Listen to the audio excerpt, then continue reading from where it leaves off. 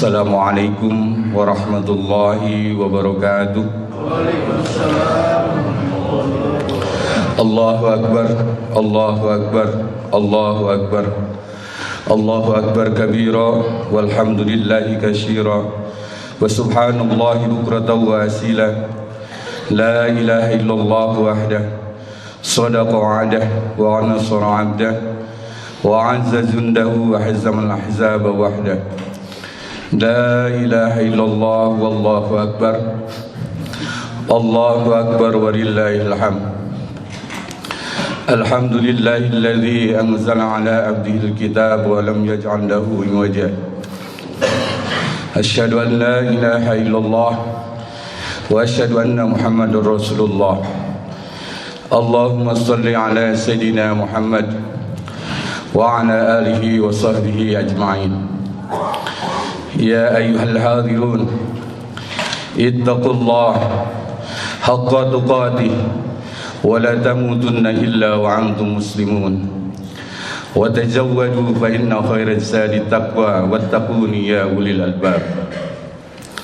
Wa qala Allah ta'ala fi kitabihil karim, innal ladzina qalu rabbuna Allah summa istaqamu tatanazzalu 'alaihimul malaikah alla takhafu wa la tahzanu wa abshiru bil jannati allati kuntum tu'adun. Wa qala Rasulullah sallallahu alaihi wasallam, khairukum khairukum li ahlihi wa ana khairukum li ahli. Allahu akbar, Allahu akbar, Allahu akbar walillahil hamd. Hadirin sidang Idul Fitri yang dimuliakan Allah Subhanahu wa taala.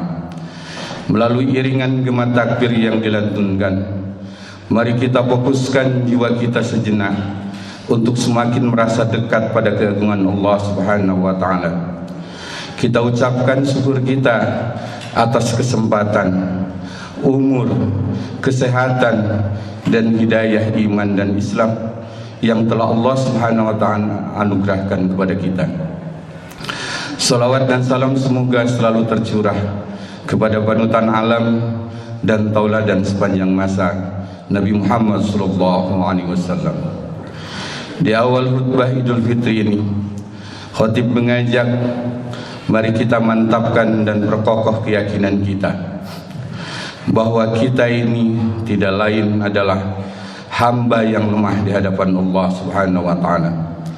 Kita demikian kecil, hanya setitik debu di jagat raya, dan tak berarti apapun di tengah luasnya samudra kekuasaan Allah Subhanahu wa taala, di hamparan kemahabesaran Allah Subhanahu wa taala. Kita yakinkan diri kita bahwa Allah Subhanahu wa taala yang maha besar kekuasaannya, meliputi langit dan bumi, dan di antara keduanya kita hanyalah noktah kecil saja dari ayat-ayat kauni Allah Subhanahu wa taala. Inna fi khalqis samawati wal ardh wa ikhtilafil laili wan nahar la ayatil liulil albab. Sesungguhnya dalam penciptaan langit dan bumi dan pergantian siang dan malam terdapat tanda-tanda kebesaran Allah bagi orang-orang yang berfikir. Yuridullahu ayyukhaffifa anhum wa khuliqal insana dha'ifa. Allah hendak memberikan keringanan kepadamu karena manusia itu diciptakan dalam keadaan lemah. Melalui potensi pikir dan qalbu, kita baca ayat-ayat kauliyah dan kauniyah Allah Subhanahu wa taala yang terbentang luas ini. Semua potensi kita kerahkan untuk memahami dan memaknai tanda-tanda kebesaran Allah Subhanahu wa taala. Tujuannya tidak lain agar kita termasuk dalam kategori orang-orang yang ma'rifat, orang-orang yang mengenal Allah Subhanahu wa taala. Melalui pemahaman tentang keberadaan diri kita dan alam sekitar, kita diharapkan mengenal siapa pencipta kita. Man arafa nafsahu faqad arafa rabbahu. Barang siapa yang mengenal dirinya, maka dipastikan dia mengenal Rabb-nya. Kemampuan kita membaca ayat-ayat Allah tersebut akan menuntun kita pada suatu tempat atau maqam muqarrabin, yaitu hamba-hamba yang senantiasa dekat dengan Allah Subhanahu wa taala. Allahu Akbar, Allahu Akbar, Allahu Akbar, walillahil hamd. Hadirin sidang Idul Fitri yang dimuliakan Allah Subhanahu wa taala. Takbir yang kita gemakan sejak kemarin maghrib janganlah hanya menjadi hiasan lisan belaka, namun harus merupakan perwujudan dari sikap dan perilaku utuh kita atas pengakuan kita bahwa hidup kita merupakan bagian dari pusaran kekuasaan Allah Subhanahu wa taala yang demikian agung. Kita berharap pengakuan ketidakberdayaan kita ini menjadi wasilah kita dapat menghadap Allah Subhanahu wa taala dengan wajah kita kelak dalam keadaan bersih dari noda dan dosa. Melalui kebesaran Allah yang telah memerintahkan saum, kita telah diberi kesempatan untuk mensucikan kembali diri kita melalui sebuah universitas spiritual, tarbiyah ruhaniyah dan jasmaniyah, sehingga kita di hari yang fitri ini berharap menjadi manusia bersih sebagaimana awal kita dilahirkan di muka bumi ini. Wassalawatul khamsu wal jum'ati ilal jum'ah wa ramadhana ila ramadhan mukaffaratun ma bainahunna idajtanabal kabair. Jarak antara salat 5 waktu, salat Jumat dengan salat Jumat berikutnya, dan puasa Ramadan dengan Ramadan berikutnya merupakan penembus dosa-dosa yang ada di antaranya apabila kita tidak melakukan dosa besar. Man shoma ramadhana imana wa ihtisaban ghufira lahu ma taqaddama min dhanbihi. Barang siapa berpuasa di bulan Ramadan karena iman dan mengharap keridhaan Allah, maka akan diampuni dosa-dosanya yang telah lalu. Di hari yang fitri ini, kita berharap agar jati diri kemanusiaan kita tersipuh dengan bersih dan kesucian diri hadir kembali sebagai hamba Allah Subhanahu wa taala. Ibadah saum telah menjadi media penyadaran kita akan mana hidup sesungguhnya, bahwa secara sosial kita merupakan bagian tak terpisahkan dari sesama yang harus menularkan nilai-nilai kemanusiaan. Di samping secara vertikal, kita memperoleh tarbiyah ruhaniyah bahwa kehidupan yang mungkin selama ini dijadikan sandaran dan kita banggakan sesungguhnya tidak layak kita jadikan rujukan kekuatan selain kekuatan Allah Subhanahu wa taala. Allahu Akbar, Allahu Akbar, Allahu Akbar, walillahil hamd. Hadirin sidang Idul Fitri yang dimuliakan Allah Subhanahu wa taala. Di hari yang fitri ini, mari kita merefleksi kembali kebermaknaan saum bagi kita. Pertama, melalui saum kita dididik bahwa kebermaknaan kita sebagai manusia ditentukan oleh kehadiran orang lain di sekitar kita. Melalui saum kita dilatih kembali kepekaan sosial dan rasa empati kita untuk melihat bahwa ada orang-orang di sekitar kita yang mungkin dalam kesehariannya berada dalam kondisi terbatas, melawan kemiskinan dan kelaparan. Melalui menahan lapar di siang hari selama 1 bulan, rohani kita disadarkan bahwa kebermaknaan manusia bukan diletakkan pada bertumpuknya harta dan perhiasan duniawi, tetapi justru kebermaknaan diperoleh ketika kita dapat berbagi dan memberi kepada sesama. Bahkan pada saat harta yang kita kumpulkan tanpa mengenal Allah itu akan menuntut kita dan menjadi saksi atas cara kita dalam memperolehnya di hadapan Allah Subhanahu wa taala. Wa ma hadhil hayatud dunya illa lahu wa laib wa innad darul akhirata lahiyal hayawan law kanu ya'lamun. Sesungguhnya kehidupan dunia ini hanyalah senda gurau dan permainan semata, dan sesungguhnya kehidupan akhirat itulah yang sebenar-benarnya kehidupan kalau kita mengetahuinya. Konsep berbagi dalam Islam diwujudkan melalui pelaksanaan zakat, infak, sedekah, wakaf atau berbagai bentuk agar harta yang diamanahkan bisa kita distribusikan. Tidak tunggal kepemilikannya, melainkan dalam harta kita terdapat hak orang lain yang harus kita sampaikan. Berbagi dalam Islam merupakan bagian dari cara kita membersihkan harta selain memupuk kebahagiaan dalam jiwa kita. Zakat artinya mensucikan harta melalui memberikan hak orang lain. Namun demikian, cara kita berbagi pun diatur agar tidak mempertontonkan kemiskinan pihak-pihak yang diberi, apalagi menyakiti pihak yang diberinya. Allah Subhanahu wa taala mengatur hal tersebut melalui firman-Nya, qaulun ma'rufun wa maghfiratun khairum min shadaqati yatba'uha adha wallahu ghaniyyun halim.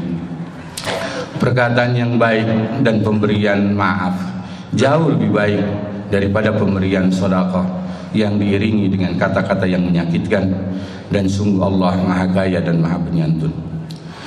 Demikianlah mulianya model interaksi yang harus kita bangun dengan sesama, sehingga Nabi bersabda, siapa kita adalah bagaimana tetangganya. Tidak sempurna iman seseorang sehingga dia mencintai kepada saudaranya sebagai dia mencintai dirinya. Melalui saum, nilai-nilai itu dikonstruksi dan dihadirkan kembali di tengah kehidupan kita yang mulai serba materialis dan individualis. Di tengah kehidupan yang transaksional, yang kadang hanya mementingkan keuntungan material semata. Lapar dan haga kita di bulan Ramadan adalah media sosial eksperimen untuk memahami kehidupan, kesulitan hidup orang lain yang tidak seberuntung dengan kita.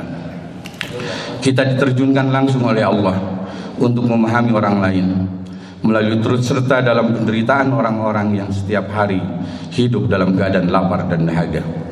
Dalam konsep pendidikan, kita mengenal istilah learning by doing, dengan belajar dengan cara terlibat secara langsung dalam proses dan objek yang dijadikan pembelajaran. Itulah saum Ramadan.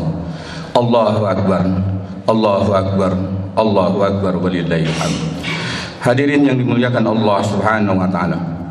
Mana kedua yang dapat kita peroleh dari pendidikan rohaniah saum adalah bahwa kejujuran yang sejati adalah ketika kita meniadakan unsur kehadiran manusia dan hanya semata-mata menghadirkan Allah dalam kehidupan kita. Melalui saum kita dilatih kembali mana kejujuran sekalipun tidak ada manusia di sekitar kita. Makna ini demikian penting dalam kehidupan sehari-hari kita di akhir-akhir ini. Kita merasakan jangankan kejujuran, rasa malu saja sudah sangat sulit ditemukan dalam kehidupan sosial kita. Jujur menjadi barang langka dan sulit ditemukan dalam berbagai ruang dan dimensi kehidupan. Kalau malu dikatakan oleh Rasulullah SAW adalah setengah dari iman, al-hayya nisful iman, maka kejujuran adalah pangkal dari kebaikan, dan kebaikan yang mengantarkan manusia pada surganya Allah Subhanahu wa taala. Sebaliknya, kebohongan adalah pangkalnya kelancungan, dan kelancungan hanya akan mengantarkan manusia pada neraka. Asyidqu yahdi ilal birra wal birra yahdi ilal jannah. Al-kadhib yahdi ilal fujjar wal fujjar yahdi ilal nar. Suatu ketika Rasulullah ditanya tentang ihsan oleh malaikat Jibril, maka beliau menjawab, al-ihsanu an ta'budallah ka'annaka tarah fa illam takun tarah fa innahu yaraka. Ihsan itu beribadah kepada Allah seakan-akan kita melihat Allah. Apabila kita merasa tidak dilihat Allah, maka sesungguhnya Allah Maha melihat kita. Selama bulan Ramadan, perilaku ini kita praktikan dengan baik. Kejujuran kita tegakkan semata-mata karena Allah Subhanahu wa taala. Bahkan di tengah ketiadaan manusia lain, kita tidak berani makan dan minum sekalipun itu makanan yang halal. Kita tidak berani bohong dalam melaksanakan puasa karena yakin Allah Subhanahu wa taala Maha tahu apakah kita berpuasa atau tidak.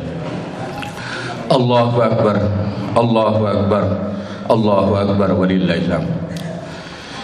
Hadirin yang dimuliakan Allah Subhanahu wa taala, andai nilai kejujuran dari saum diterapkan dalam kehidupan sehari-hari, maka tidak mungkin terjadi kejahatan di lingkungan sosial kita.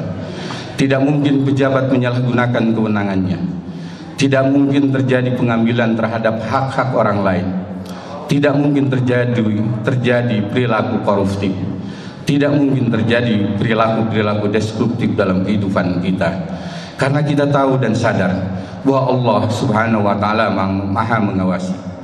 Kita yakin ada hisaban yang kelak akan kita jalani. Sebaliknya, kita akan sangat berhati-hati dalam melaksanakan semua pekerjaan agar tidak bertentangan dengan syariat dan ajaran Allah Subhanahu wa Ta'ala.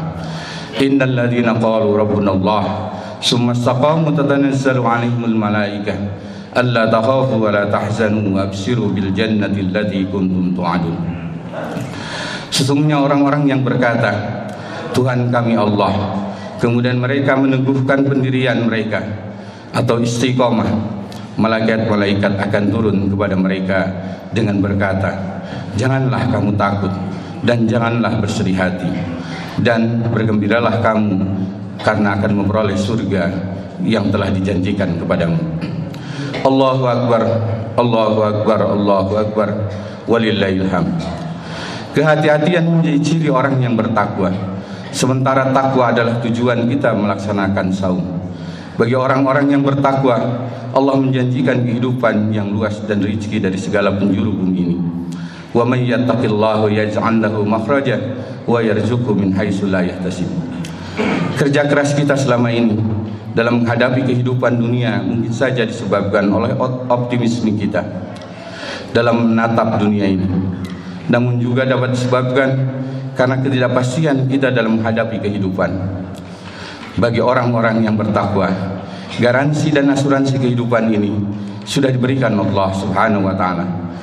Andai kita seorang staf di sebuah kantor mendapatkan garansi dan dari atasan kita, pastilah kita merasa tenang dalam bekerja. Hal serupa harus juga terjadi pada orang-orang yang bertakwa, yang kehidupannya digaransi oleh Allah Subhanahu wa Ta'ala, Zat pemilik kehidupan ini.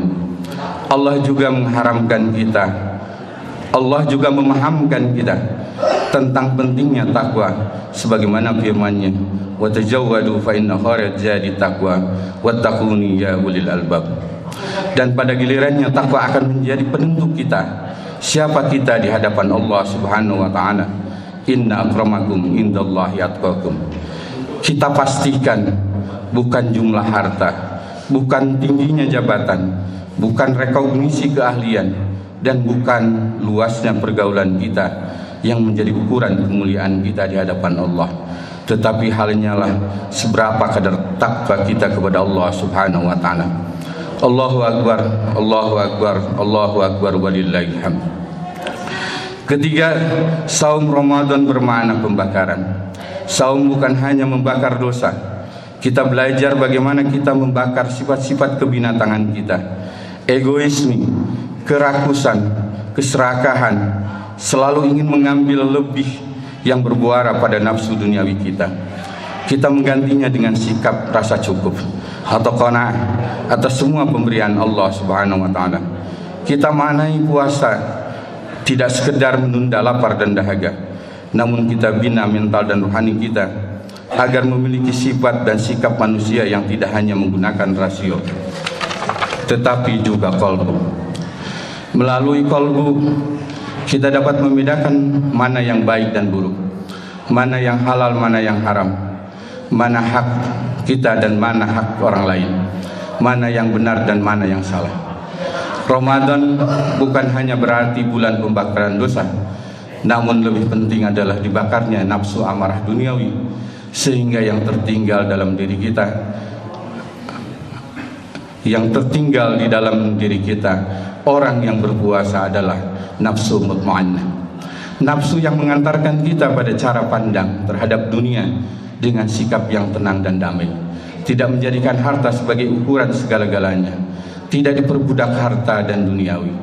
Pada gilirannya kita akan disuruh Allah Subhanahu wa Ta'ala, wahai nafsu mutmainnah, kembalilah kepada Tuhanmu dengan ridho dan diridhoi, masuklah ke dalam kelompok hamba-hambaku dan masuklah ke dalam surgaku. Ya ayatuhan nafsul mutmainnah, irji'i ila rabbiki radiyatan mardiyah, fadkhuli fi ibadi wadkhuli jannati. Bukanlah seruan atau panggilan inilah yang kita dambakan kelak. Allahu Akbar, Allahu Akbar, Allahu Akbar, walillahil hamd. Hadirin yang dimuliakan Allah Subhanahu wa taala. Ramadan 1447 Hijriah telah meninggalkan kita. Kita sekarang memasuki bulan Syawal yang berarti peningkatan. Kalau hari ini kita merayakan atau melaksanakan sholat Idul Fitri yang kita maknai sebagai hari kembalinya pada kesucian, tentu karena kita telah berhasil mensucikan diri kita melalui pelaksanaan saum, Ramadan, dan berbagai kegiatan ibadah di dalamnya. Kita hari ini berharap kembali kepada kesucian dan disucikan kembali oleh Allah Subhanahu wa taala. Berbahagialah orang yang mensucikan diri dan merugilah orang yang mengotori dirinya. Qad aflaha man tazakka wa qad khaba man dassaha. Namun demikian, sebelum kita terlanjur menganggap diri kita suci dan menjadi pemenang di hari ini, marilah kita refleksi pengalaman saum kita. Apakah kita benar-benar telah menjadi pemenang atau layak disucikan? Jawabannya tentu saja sangat bergantung pada kualitas puasa kita. Apakah kita hanya berpuasa menahan lapar dan dahaga, atau kita kenal dengan saum am, atau kita berpuasa dengan menjaga mata dan hati kita, atau saumul hawas, atau kita menata ruhani kita secara lebih baik, atau kita kenal dengan saumul hawas. Dan tugas terberat kita di bulan Syawal ini adalah, dan bulan-bulan berikutnya adalah membuktikan bahwa kita layak menjadi pemenang dan disucikan. Syawal dan bulan-bulan berikutnya adalah bulan pembuktian. Apakah tarbiyah kita berhasil atau gagal? Apakah tarbiyah ruhaniyah kita berdampak dalam kehidupan kita, atau kita hanyalah manusia yang melaksanakan saum hanya sebagai rutinitas kehidupan? Pembuktian ini tentu saja harus berwujud baik di rumah tangga kita, di tempat kerja kita, di tengah masyarakat kita, dan di lingkungan yang lebih luas, sehingga beradaan kita benar-benar bermanfaat untuk sesama. Barakallahu li wa lakum.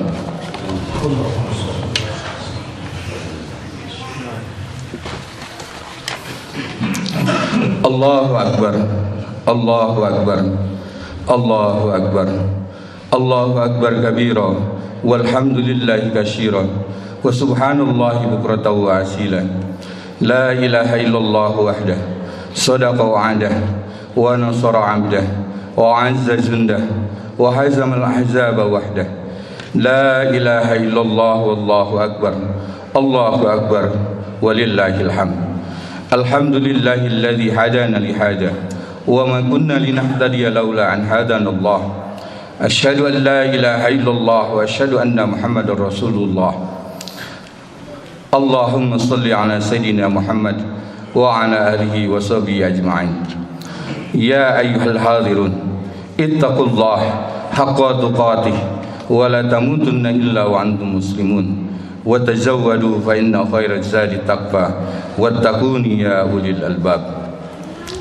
Qala Allah ta'ala fil Qur'anil Karim, inna a'tainakal kautsar fashalli li rabbika wanhar, inna syani'aka huwal abtar. Hadirin yang dimuliakan Allah Subhanahu wa taala, tentu saja di tengah ikhtiar kita untuk melengkapkan seluruh amaliyah ibadah kita, kita sangat sadar akan keterbatasan dan kekurangan sebagai manusia.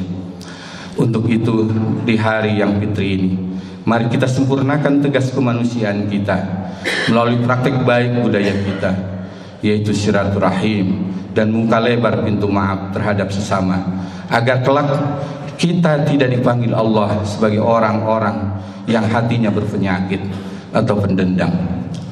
Orang yang pertama kita mintakan maaf tentu saja kedua orang tua kita.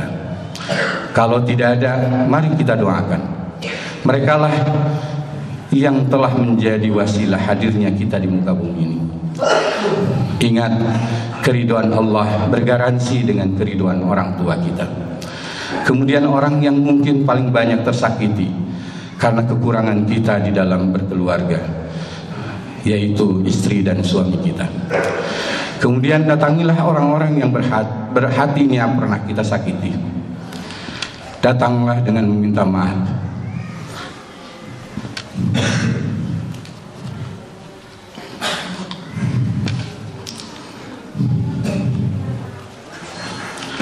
sebelum Allah menghisab kita kelak.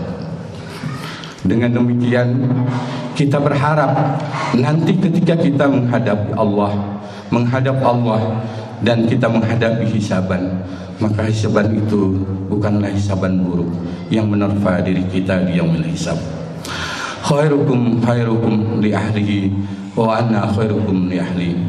Yang paling baik di antara kamu adalah yang paling baik kepada keluarganya, dan aku, kata Rasulullah, adalah yang paling baik terhadap keluarganya. Hadirin yang dimuliakan Allah Subhanahu wa taala, mari kita akhiri khutbah Idul Fitri yang singkat ini dengan berdoa sepenuh khusyuk kepada Allah Subhanahu wa taala. Allahumma shalli wa sallim wa barik ala sayyidina Muhammad wa ala alihi wa sahbihi ajmain, amin ya Allah ya rabbal alamin. Allahumma ighfir lil muslimina wal muslimat wal mu'minina wal mu'minat al ahya'i minhum wal amwat, innaka qaribun mujibud da'wat wa qadiyal hajat. Allahumma ij'al khairu umurina akhirahu wa khairu amalana khawatimahu wa khairu ayyamana yawma alqaka fihi. Allahumma inna nas'aluka khairul mas'alati wa khairud du'a wa khairun najah wa khairul ilm wa khairul amal wa khairus sawab wa khairul hayat wa khairul mamat wa sabbitna wa saqil mawazina wa haqiq imana warfa' darajatana wa taqabbal salatana wa ighfir khatiyatina was'alukal ula minal jannah. Allahumma rabbana hab lana min azwajina wa dhurriyyatina qurrata a'yun waj'alna lil muttaqina imama. Rabbana muqimas shalah wa min dhurriyyati Rabbana wa taqabbal du'a. Rabbana muqimas shalah wa min dhurriyyati Rabbana wa taqabbal du'a. Rabbana muqimas shalah wa min dhurriyyati Rabbana wa taqabbal du'a. Rabbana atina fid dunya hasanah wa fil akhirati hasanah wa qina adzabannar. Ibadallah, innallaha ya'muru bil 'adli wal ihsan wa ita'i dzil qurba wa yanha 'anil fahsya'i wal munkari wal baghi ya'idukum la'allakum tadhakkarun. Wa dzikrullahi akbar. Assalamualaikum warahmatullahi wabarakatuh. Waalaikumsalam warahmatullahi wabarakatuh.